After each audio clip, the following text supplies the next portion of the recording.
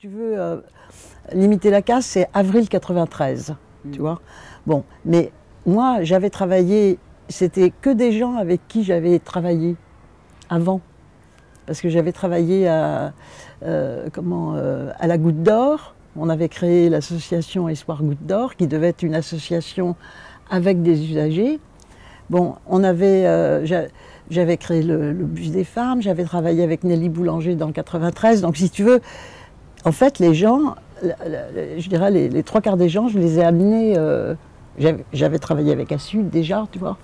Donc, c'est des gens avec qui j'avais déjà travaillé au cours des années 80 et surtout, et puis on avait déjà en plein débat sur les traitements substitution qui avait démarré exactement en avril 92, tu vois. Bon, donc, c'est vrai que limiter la casse, ça a réuni tout ce qui bougeait. Et puis, il y a eu des gens qui ont fait des ponts. Enfin, heureusement, il y avait quand même Médecins du Monde et surtout Aide, qui, eux, ils avaient des... Bon, et après, à Sud, ils ont quand même fait leur relais, parce qu'en 95, il y avait 15 à Sud. Et oui, je m'en souviens. Il y avait 15 à Sud en 95. Parce que je te dis, nous, on s'est aperçu qu'on faisait les mêmes choses, en fait, mais tout seul dans notre coin. Oui. Et qu'on avait les mêmes idées et tout ça, et que c'est là où on s'est rapproché avec Assud. Oui, oui. Et on a fait le premier rendez-vous à la DAS Marseille avec Assud Marseillais. Oui, oui, Voilà. Je me souviens de cette conférence. J'étais déjà à Paris, j'avais déjà travaillé avec d'autres gens, mais au Tipeee Marseille, ça continuait, ces liens et tout ça. Oui, oui. Non, mais parce que, bon, c'est toujours... c'est-à-dire, nous, on s'est reconnus dans le harm reduction, dans la réduction des risques, comment dire, qu'avaient adopté tous nos voisins. Bon, on s'est reconnus dedans parce que c'était des pratiques qu'on faisait déjà. Donc on faisait déjà de la réduction des risques sans le savoir.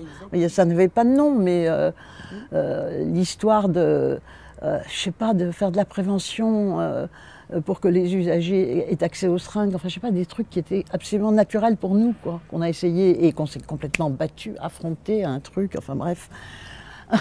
C'était vraiment une montagne. Et on ne pensait pas qu'on allait gagner, mais on était... mais on a gagné des points, ça a marché. Donc, et c'est vrai que moi, si tu veux, enfin pour moi en plus, je croyais que le Tipeee, c'était André qui l'avait créé. Ah, oui. Parce que André Benezech est venu me voir en 92, il m'a dit « je veux faire quelque chose dans le festif ». Alors moi j'ai trouvé ça formidable, tu vois, je l'ai soutenu tout de suite, quoi, parce que pour moi c'était évident. En plus je connaissais ce qui s'était passé en Californie en 1966, et je sais que ce qui s'était passé en Californie en 1966, c'est que dans les concerts, il y a des gens qui s'appellent il y a les diggers qui ont donné à manger, etc., et dont Roberto s'inspire. Voilà, les jardiniers, mais les guerriers. Et il y avait la santé du côté des free cliniques. Maître Morgan a écrit Ringo Levio. Oui, c'est ça, tout à fait. Voilà. Et donc, absolument, Ringo Levio. Et donc, je trouvais ça formidable. Il m'a raconté les descentes de tripes, des trucs comme ça. L'accompagnement en descente de tripes, bon, ça m'évoquait des choses que j'avais vécues, si tu veux. Bah oui. Donc, pas de problème. Donc, si tu veux, je dirais que quand on arrive à un truc comme ça, et qu'il me dit, il me dit « Nicole, bon, pour moi, tu es adoptée dans la famille, quoi. » Je te connais pas, mais... Ça, c'était une famille, c'est fou. Oui. C'est fou, ça. Ouais. On avait des liens, c'était fort. Là. Ouais. Parce qu'en plus, quand on se déplaçait, dans les conférences, on était toujours les derniers de la classe. Tu sais, on était toujours dans une salle à côté des toilettes.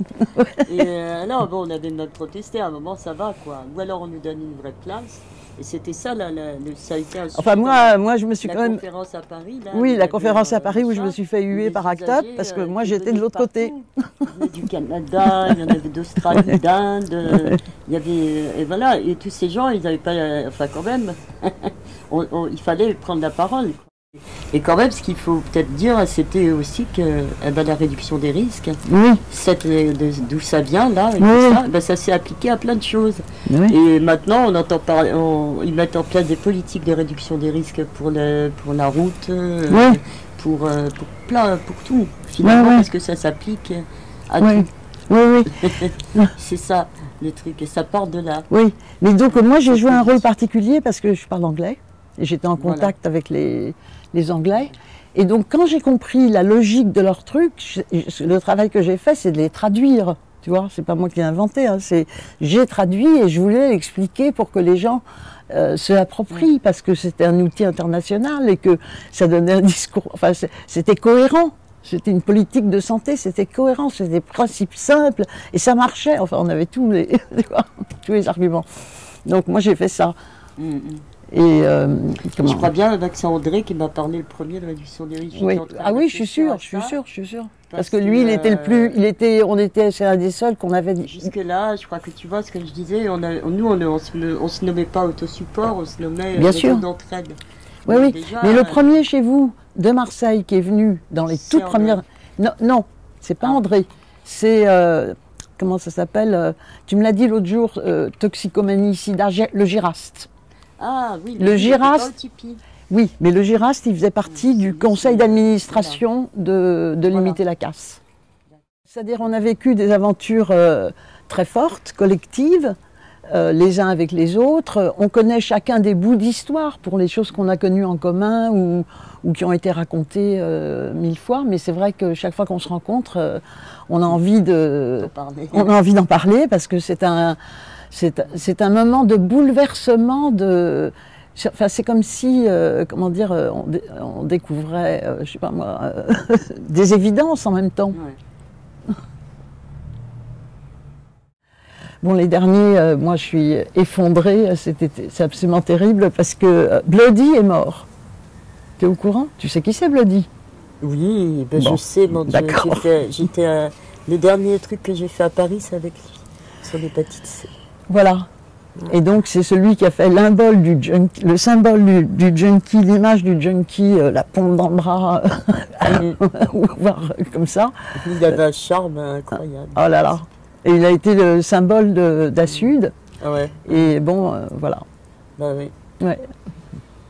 Hépatite, parce que là le truc c'est qu'on découvre qu'ils sont en train de mourir les uns après les autres par l'hépatite, parce que nous, comment dire, moi j'ai le sida. Et j'ai l'hépatite, mais moi l'hépatite ça ne m'inquiétait pas. Je veux dire, bon, ça c'est pas grave. Ouais. Or, si tu veux, oui, ça m'inquiétait pas, quoi. Je veux dire, je pensais, bon, c'est voilà, tout le monde là, de toute façon. Mais bah ouais, comme quand on donne des degrés des fois dans la maladie, mais c'est pas forcément ça qui fait la vie ou la mort. Mais n'empêche que toutes les dernières morts, c'est. Y a pas de... Le problème, c'est parce qu'on vieillit et que de l'hépatite, tu meurs seulement 30 ans ou 40 ans après, quoi. C'était un changement de mentalité, mais c'était dans nos statuts, c'était l'association, c'était pour susciter un changement des mentalités. Vis-à-vis des usagers de drogue et des malades du sida, parce qu'à l'époque il y avait les malades du sida, c'était la peste. Voilà. Donc et les usagers de drogue, c'était la délinquance, la folie, etc. quoi. C'était assimilé. Hein, parce que de toute façon, les usagers de drogue, ils se retrouvaient en psychiatrie, donc souvent. Mais à Paris, tu sais, ils ne se sont pas réunis pour l'entraide, comme vous. On sait pas, à Paris, on ne s'est pas vraiment réunis sur l'entraide, comme vous. Je parle en particulier d'Assud. Ils se sont réunis sur la même colère. C'est-à-dire sur... et ça, c'est quand même Fabrice qui l'a le mieux formulé, citoyens comme les autres, quoi. Voilà. Tu vois, ça va, quoi. Ils nous foutent en crise. On a voulu, avec Assud et avec Caballero, donc un avocat anti-prohibitionniste, on a voulu faire un procès pour l'État, le retard qui a été pris sur les seringues. Bon, ils n'ont pas accepté. Et puis, à l'époque, j'aurais eu un peu de mal parce que je trouvais que, enfin, je sais pas,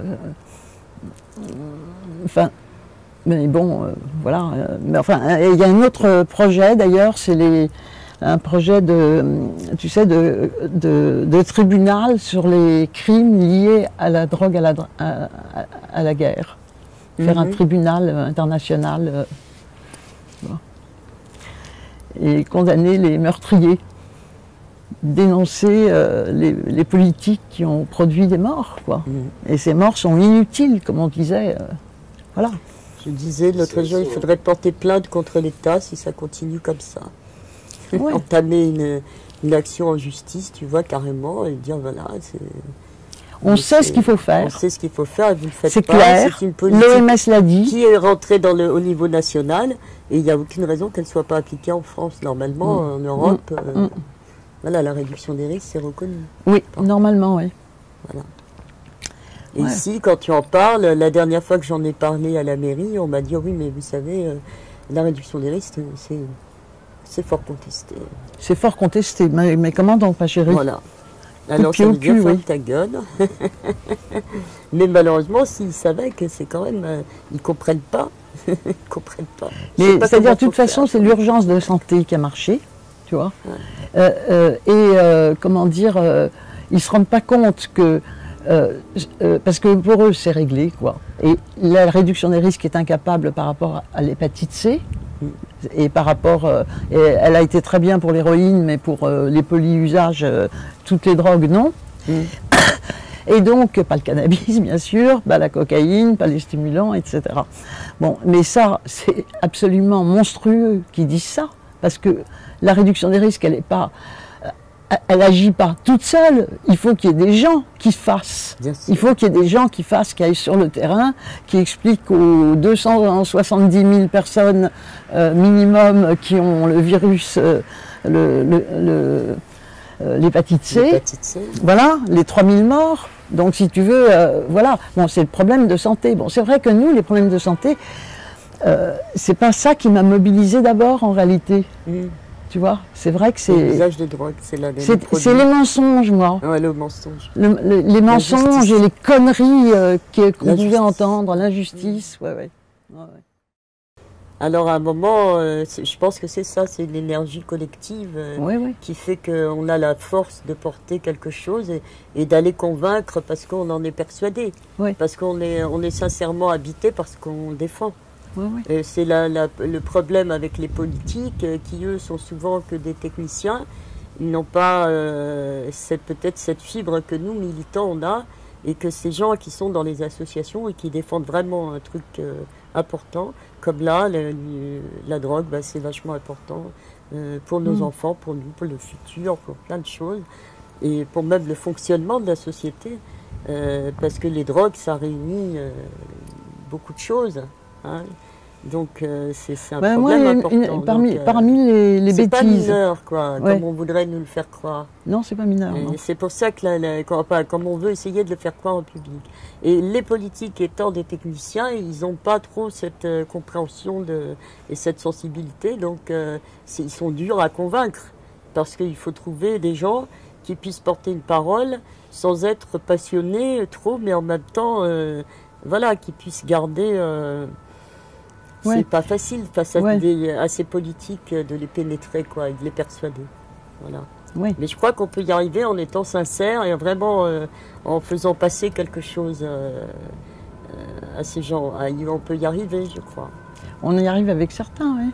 Mais comment dire, moi je sais que parmi les choses qui m'ont énervé personnellement, par exemple, c'était en 1985-86, quand les intervenants en toxicomanie ne voulaient pas faire une campagne sur le préservatif auprès des toxicomanes, parce qu'ils disaient que les toxicomanes ne baisaient pas. C'était pas tout à fait mon expérience, si tu veux. Et je veux dire, bon, ça fait partie des... Voilà, c'est des choses dont les gens sont sûrs. Le problème principal, c'est quand même mettre en cohérence la politique répressive et la politique de santé.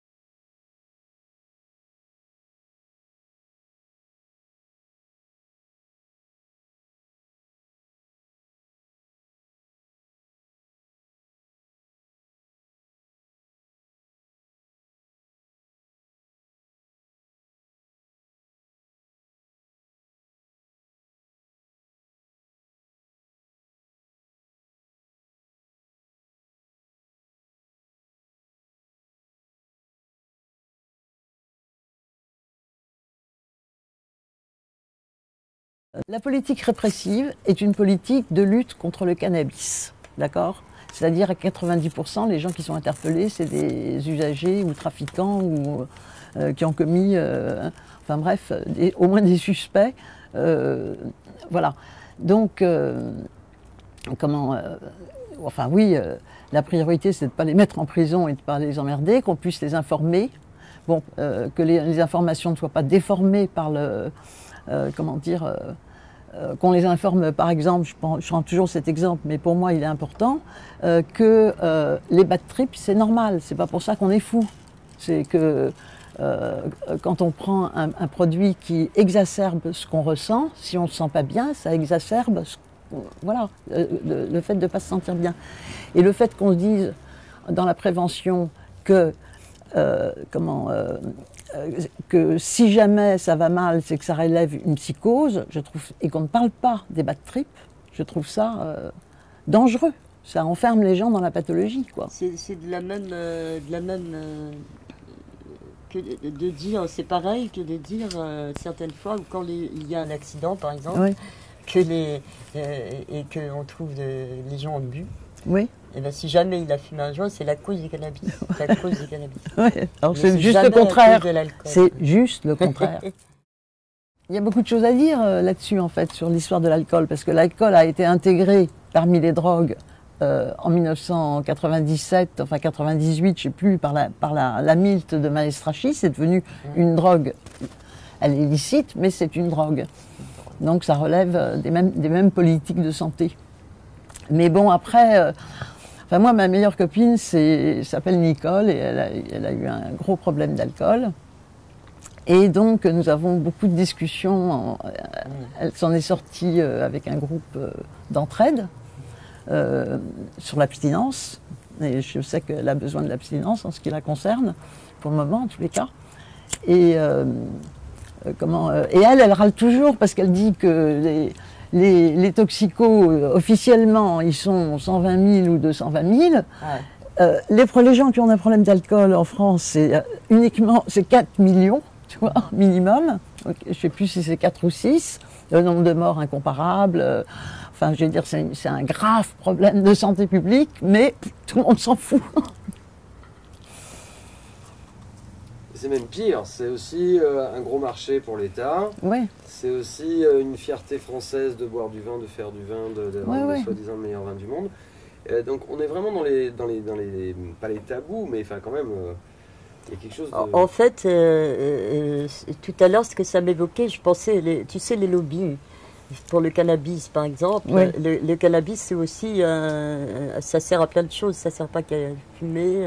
C'était une grosse économie auparavant. Ça a été remplacé par plein de choses, par le béton, par les textiles synthétiques. Et là, il y a un lobby incroyable aussi.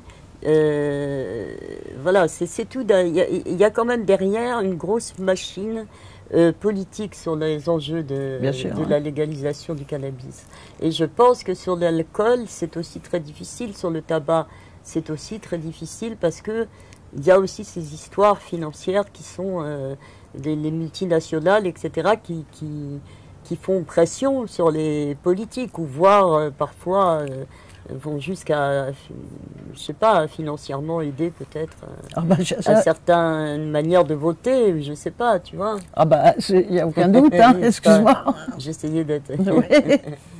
C'est quand même un paradoxe que la santé publique soit défendue par les drogués, tu vois. Mais c'est quand même ce qui s'est passé. Bon, c'est le mouvement SIDA, hein. Ça, il faut quand même... il y avait un mouvement SIDA, et il y a eu dans les années 90... une mobilisation associative très importante dans le sida, mais qui a aussi répercuté, nous, en tous les cas, on a eu MDM. Et donc, voilà, ça a été un mouvement, quoi. Et le fait qu'on ait gagné le médical, on a perdu la part mobilisatrice. Oui, et puis... le fait d'avoir réussi, oui.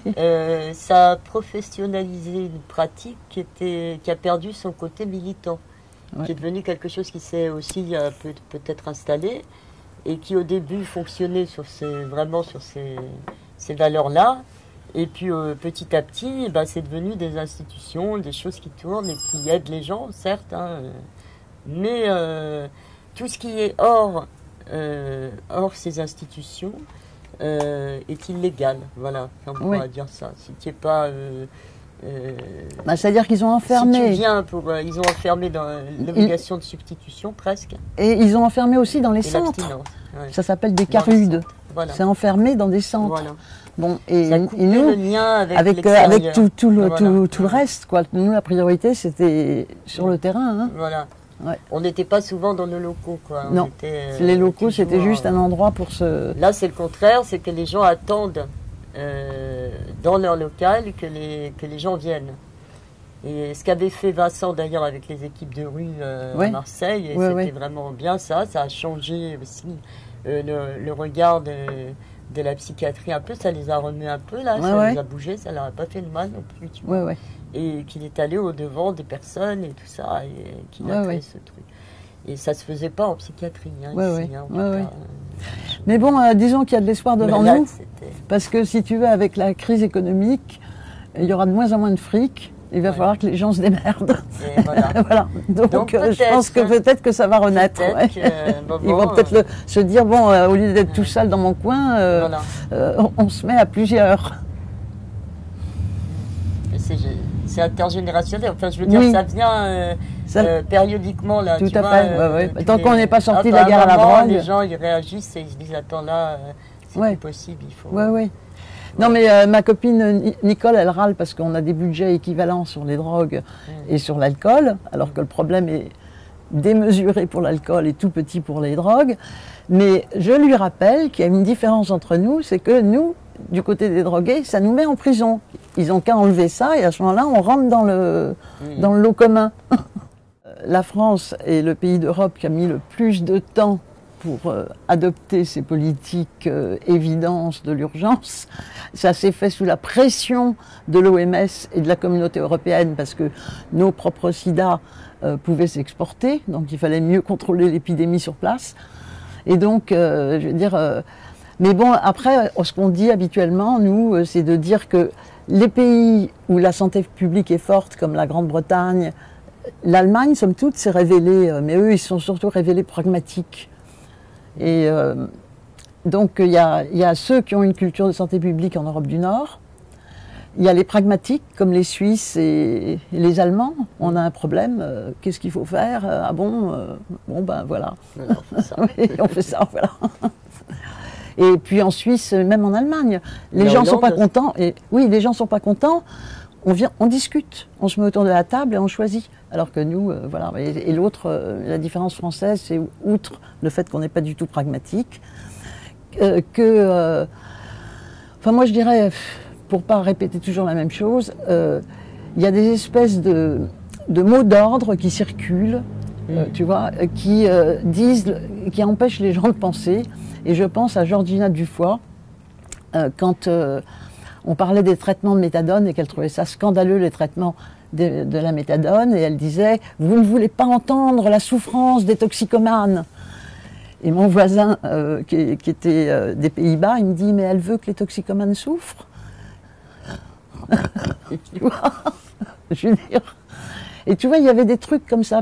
Le système de soins français, le meilleur au monde. T'avais entendu ça? On a été le plus catastrophique de tous, quoi. Bon. Après, on a réussi à compenser très vite parce que il a fallu prendre conscience aussi que la France, il y avait un retard. Parce que moi, au départ, je pensais comme tout le monde. Hein. Je trouvais que bon, c'était pas si mal que ça. Ça protégeait des contrôles médicaux. Voilà, j'étais.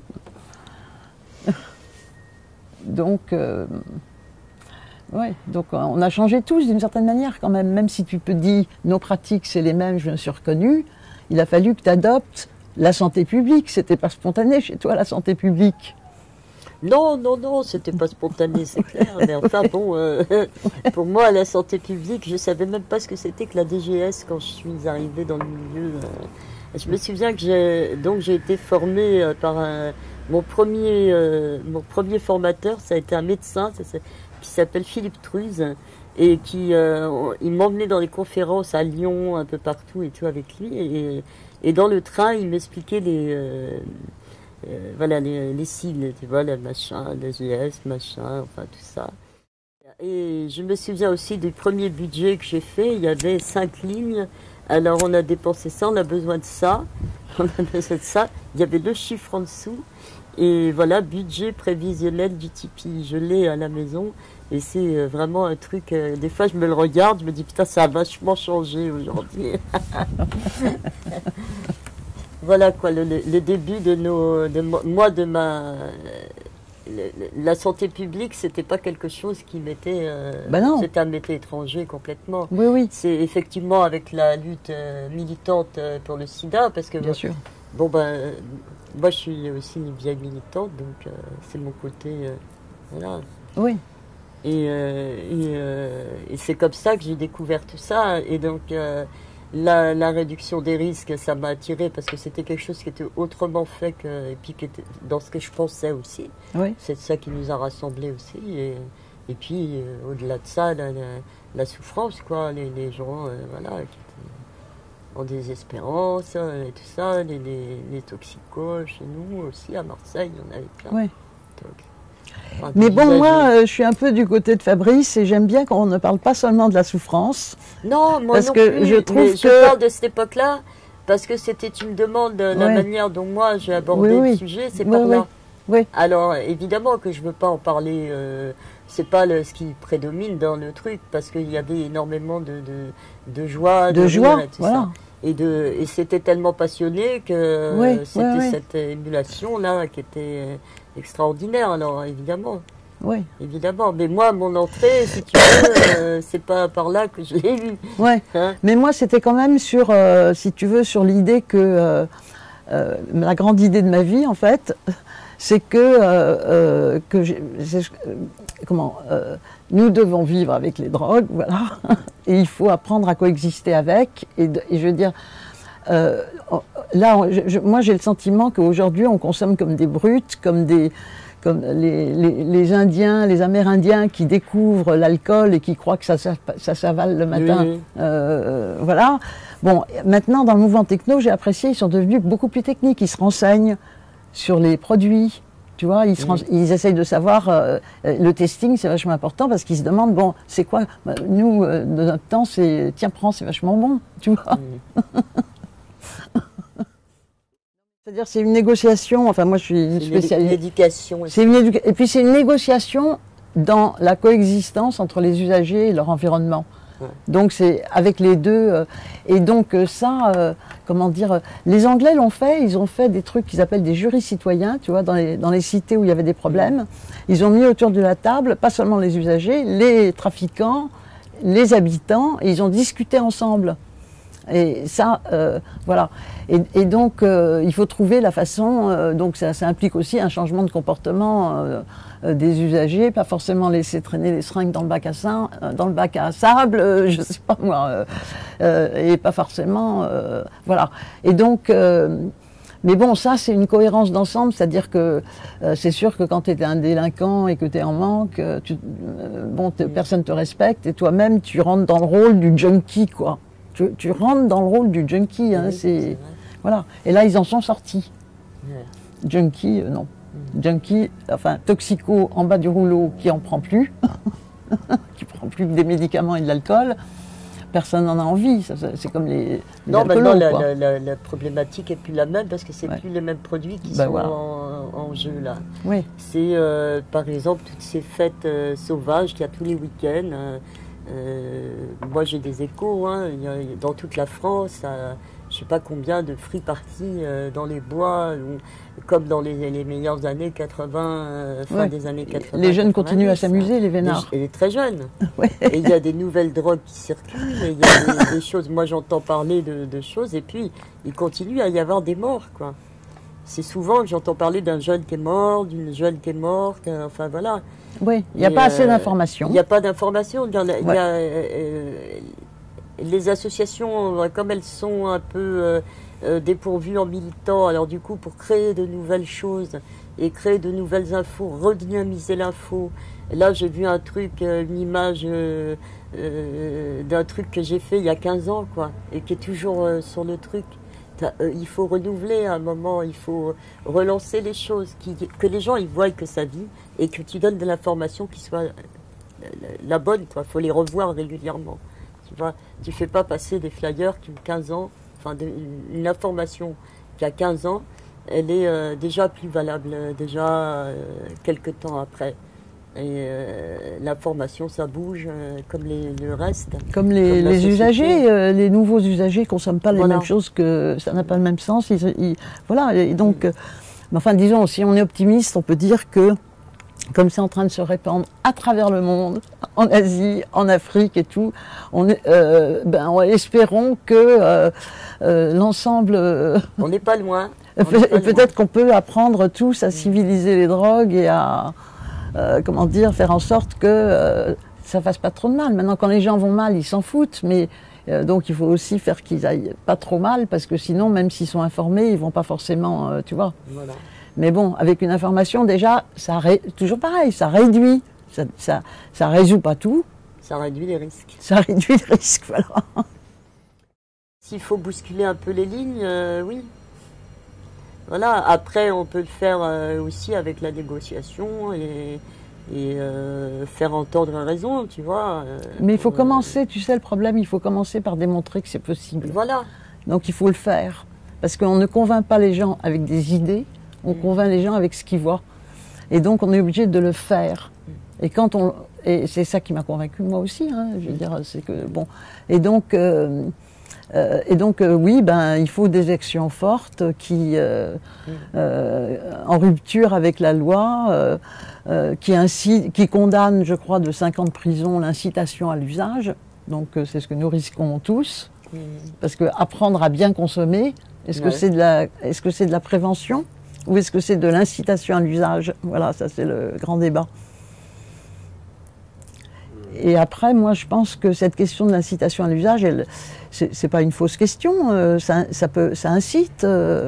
Dès que quelqu'un sort une cigarette, je me mets à fumer. Bon, je commence souvent la première. Mais oui, donc ça fait partie des soucis. Enfin, de réfléchir. Quand tu es en milieu techno avec des gens qui n'ont jamais vu de shooteuse, tu ne le mets pas sur la table. Voilà, par exemple. Voilà. Tu t'adaptes au milieu où tu es, quoi. Enfin bon. Dans l'action, hein, il faut que l'action soit adaptée au... Voilà, c'est vrai que c'est ce qu'on avait fait dans les rêves, hein, parce que nous, on n'était pas du milieu, mais on s'est adapté au milieu. De toute façon, on était des Indiens, là. On a fait... tu restes discret, parce qu'à l'époque, il faut quand même le dire, ça, c'est que dans les milieux de la free party, quand un injecteur se faisait prendre, il était tabassé et jeté dehors, éjecté, quoi. Hein. Je me souviens d'un à qui on a forcé à faire le tour, ramasser les seringues, et à chaque fois qu'il ramassait une seringue, il prenait une baffe. Bon, ça c'est pas bien, mais... Alors ça, c'est les Anglais. Hein. Les Anglais, ils étaient très, très hard quand même là-dessus, tu vois. Oui, mais c'était fondé sur une expérience. Drogue, tu vois, ils prenaient des... Oui, d'accord, mais c'était fondé sur l'expérience qu'ils avaient eue. Et oui. C'est ça le truc. Ouais. Et à un moment donné, il faut dire non. Bon, t'es peut-être pas obligé de tabasser le mec. À chaque fois, on leur disait, ramène tes seringues. Ça, on avait des récupérateurs. On récupérait les seringues. Parce que sinon, non, mais il y a il faut, il y a une négociation, quoi. Ah oui, là, c'est de la négociation. Oui. Ça demande la négociation, ça demande de se mettre autour de la table et de chercher ensemble c'est quoi la meilleure solution et de se convaincre mutuellement. Et quand on le fait, c'est comme ça s'est passé en Suisse et en Allemagne et aux Pays-Bas, parce que c'est décentralisé, ça marche. Parce que ce sont les habitants qui ont... Les accueils ne se sont pas faits contre les habitants. Les habitants ont dit, bon... Et puis après, quand ils ont vu qu'il y avait des gens qui shootaient, ils ont fait des accueils, ils ont vu qu'il y avait encore des gens qui shootaient dans la rue, ils ont dit, peut-être qu'on pourrait les mettre dans des salles d'injection. Donc, la négociation, ça marche. Moi, j'en ai fait une, j'y crois énormément à ces négociations, du moment que ça soit... Enfin, ça peut être informel, hein. Ça peut être complètement informel. les gens qui vivent ensemble discutent ensemble et il y a un problème et ils le posent, quoi. La médiation, bah, c'est comme le counseling, c'est-à-dire il y a des gens qui font ça un peu spontanément. Qui font ça bien, oui. Soit qu'ils appartiennent à un groupe ou l'autre, ou qu'ils se sentent un peu le cul entre des chaises, ou qui disent ben oui, mais eux ils n'ont pas d'endroit, ou je sais pas quoi. Enfin, donc il y a quand même des gens qui font des médiations. Et après, ça devrait être un métier. Voilà, on devrait apprendre, comme on apprend les techniques de vente. On apprend les techniques de vente. Il y a des gens qui sont des bons vendeurs. Il y a des gens qui sont des bons accompagnateurs et il y a des gens qui sont des bons médiateurs. Mais à part ça, tout le monde doit le faire, les trois. Non, mais moi, les grands moments, que ce soit 68, que ce soit dans les drogues ou que ce soit après, ça a été des grands moments où on s'est mis à se parler, à se parler les uns les autres, tu vois. Donc, avoir envie d'échanger, et donc... voilà, et cette envie-là, ben, elle naît dans un mouvement, dans le fait qu'il y a des gens qui partagent ce que tu ressens, voilà, et qui fait un peu comme toi.